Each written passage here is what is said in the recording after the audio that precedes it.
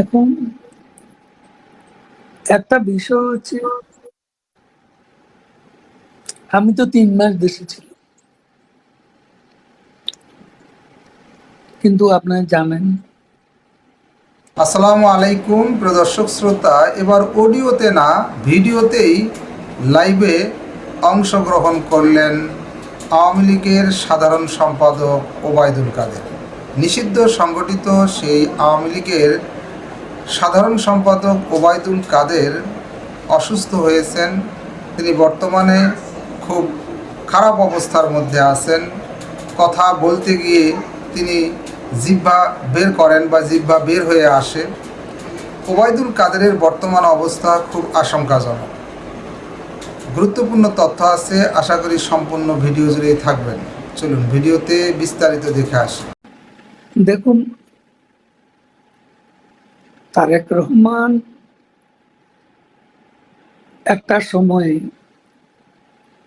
1/11-এর 2006-07-এর দিকে, সম্ভবত 2007, 2007-এ আর রাজনীতি করব না, এই মুসলেকা দিয়ে লন্ডনে চলে গিয়েছে। তারপর তিনি কি আর 7-এর পর 25 এর মধ্যে তিনি কি ফিরে এসেছেন? আমরা তো মুসলেকা দিয়ে রাজনীতি ছেড়ে দিইনি। এখন একটা বিষয় হচ্ছে, আমি তো 3 মাস দেশে ছিলাম, কিন্তু আপনারা জানেন আমি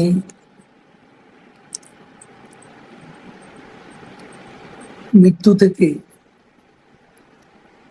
একেবারে কাছে ছিলাম। যখন আমাকে অসুস্থ অবস্থায় সিঙ্গাপুর নিয়ে যাওয়া হয়, সেখানে আমার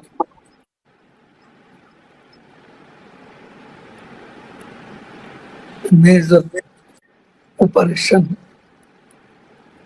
হয়। এরপরে আমাকে নিয়ম কানুন মেনে চলতে হয় এবং কিছু মেডিসিন, অনেকগুলো মেডিসিন সকাল দুপুর বিকেলে রাতে আমাকে মেডিকেশন আমার জন্য, বেঁচে থাকার জন্য জোর দিচ্ছে, সুস্থ থাকার জন্য জরুরি ছিল। 3 মাস পর্যন্ত ছিলাম দেশের অভ্যন্তরে। 3 মাস দেশে কোথায় ছিলেন এটা কিন্তু কখনোই বলেন নাই, কিন্তু আপনি কখনো বলবো না, কাউকে বিপদে ফেলবো? কোন জেলা এটাকে বলা যায়? হ্যাঁ, কিছুই বলবো না। বাংলাদেশে ছিলাম, বাংলাদেশে ছিলাম। আমি একটা পর্যায়ে খুব আমাকে খোঁজাখুঁজি করছিল সরকারি লোকজন, পুলিশের লোকজন, ডিবি। তখন আসলে আমার একটা চিন্তা থেকে আমি বেরিয়ে এসেছি। সেটা হলো যে কারাগার, এখন যে জেল জুলুম, যেভাবে অ্যারেস্ট করে রিমান্ডে ছড়াছড়ি, তারপর কারাগারে আরেক মানবেত জীবন, আমার শারীরিক অবস্থার কারণে আমাকে কি ওষুধ খাওয়াবে, এরও তো কোনো নিশ্চয়তা ছিল। তো আমি খুব চিন্তা ভাবনা করেই নিরাবস্থানে চলে এসেছি। যারা কারাগারে আছেন এখন, যারা অনেক মানবতর জীবনযাপন করছেন, আদালতে তাদের উপর হামলা করা হয়, আপনার সহকর্মীদের উপরে যে হামলাগুলা যখন দেখেন, যখন প্রিজন সেলে তাদেরকে দেখেন, তখন আওয়ামী লীগের সাধারণ সম্পাদক ওবায়দুল কাদেরের মনে কি প্রতিক্রিয়া তৈরি হয়? জেল তো আমার জীবনে নতুন নয়। আমি 111-এর জেল দেখেছি, 1.5 বছর কারাগারে ছিল। আমি বঙ্গবন্ধু হত্যা উত্তর বাংলাদেশে জিয়াউর রহমানের কারাগারে ছিলাম, বারে বারে রিমান্ডে গেছি, 2.5 বছর একসঙ্গে জেল কেটেছি। এ জীবনে মোট 4 বছর আমিও কারাগারে ছিলাম। কারাগার কি সেটা আমাকে কেউ চেনাতে হবে না। আর এ সরকারের আমলে যে কারাগার, সেটা আগে যে কোনো সময় চাইতে নিষ্ঠুরতম অভিজ্ঞতা। যারা আছে তাদেরকে কিভাবে অপমান, অসম্মানের মধ্য দিয়ে দিন অতিবাহিত করতে হবে, সে খবর তো আমরা জানি। আপনারা, আপনাদের বাদ দিয়ে বাংলাদেশের রাজনৈতিক ঐক্যমুক্ত করা হচ্ছে। আলী রিয়াদের কমিটি প্রতিদিন সবার সাথে বসছেন এবং নতুন ভবিষ্যৎ বাংলাদেশের রাজনীতি ঠিক করছেন। সেখানে আওয়ামী লীগ মাইনাস। এই রাজনীতি ভবিষ্যৎ কি দেখেন আপনি? যারা আওয়ামী লীগকে মাইনাস করার দুঃস্বপ্ন দেখছে, তারা নিজেরাই জনগণ কর্তৃক মাইনাস হয়ে যাবে। সেদিন বেশি দূর, খুব বেশি দিন এই কমান্ড ইকোনমি ফেল করেছে, কমান্ড পলিটিক্স ফেল করতে যাচ্ছে, কমান্ড জুডিশিয়াল ফেল করতে যাচ্ছে। সব দিক থেকে চরম ব্যর্থতা নজির সৃষ্টি করেছে। রঙকে বিতাড়িত হতে সেদিন বেশি দূর। দেশে কি খুব তাড়াতাড়ি নির্বাচন দেখেন? নির্বাচন কি হচ্ছে মনে হয়? নির্বাচন এই দেশে কবে হবে কেউ জানে। নির্বাচন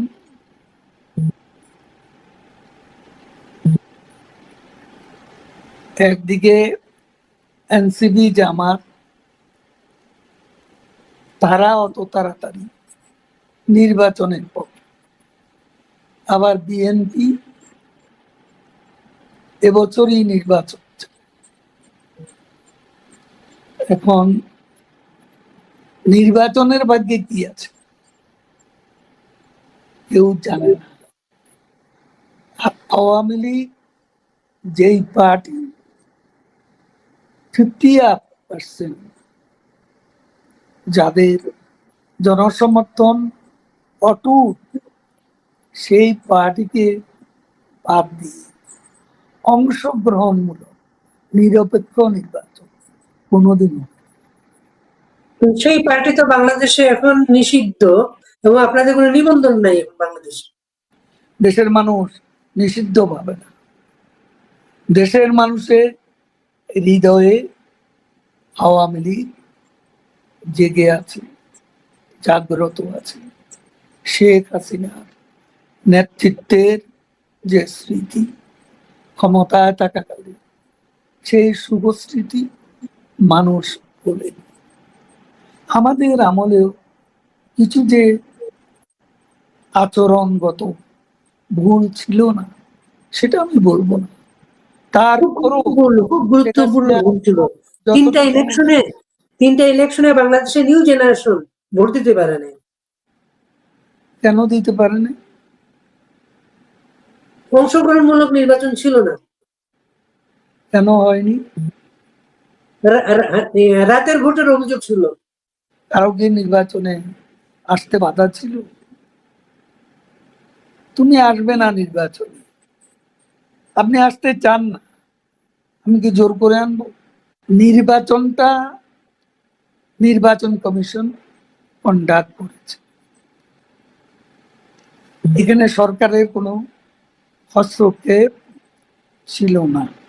যদি নির্বাচনে আসতো, নির্বাচনের পরিবেশটা আরেকটু।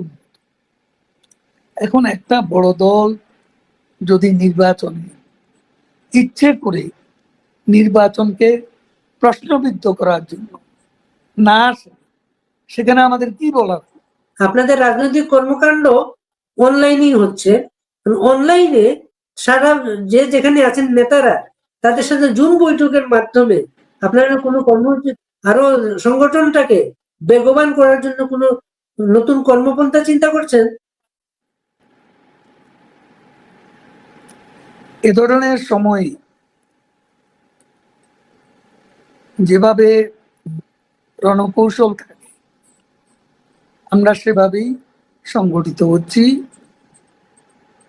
আমাদের নেত্রী শেখ হাসিনার নির্দেশে। ওনার সাথে কি আপনার কথা হয়? আমি নিয়মিত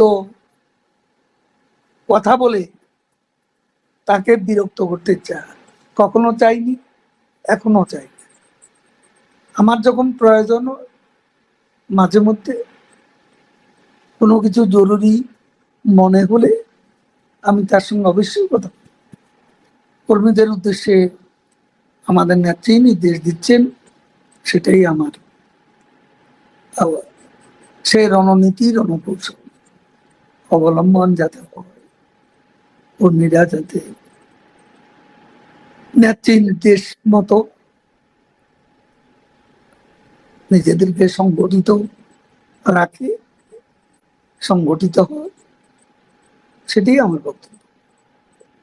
আমরা জানি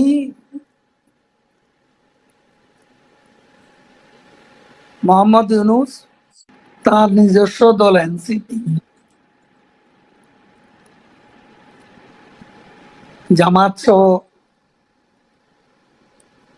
ইসলামপন্থী জঙ্গিবাদী কয়েকটি দল, বিএনপি, তাদের they are on different pages, but they are on the same page against Awami League. Refine Awami লীগের কথা মাঝখানে এসেছিল, রিফাইন আওয়ামী লীগের কোনো সায় শব্দ পাওয়া যাচ্ছে না এখন। এই ধরনের আওয়ামী লীগ অতীত অনেকে চেষ্টা করেছে এ ধরনের হাইপেন আওয়ামী লীগ করার জন্য। এই চেষ্টা সফল হবে এটা আমরা বিশ্বাস করি। আওয়ামী লীগ সভাপতি আমাকে 3বার জেনারেল সেক্রেটারির দায়িত্ব দিয়েছে। এত বড় দায়িত্ব স্বাধীনতার পর আর কারো ভাগ্যে জোটেনি। এটা তো সত্য, এটা খুবই সত্য থাকতে পারে, আমি সম্পূর্ণ সফল এ দাবি করি না। আমারও ব্যর্থতা আছে, ভুল আছে, সময় মতো সব। দর্শক শ্রোতা, এই বিষয়ে আপনার গুরুত্বপূর্ণ মতামত কমেন্ট বক্সে আশা করতেছি। লিখতে পারেন কমেন্ট বক্সে আপনার মতামত। ওবায়দুল কাদের নিয়ে কমেন্ট বক্সে অবশ্যই একটি মন্তব্য লিখবেন। আজকে এই পর্যন্তই, আল্লাহ হাফেজ।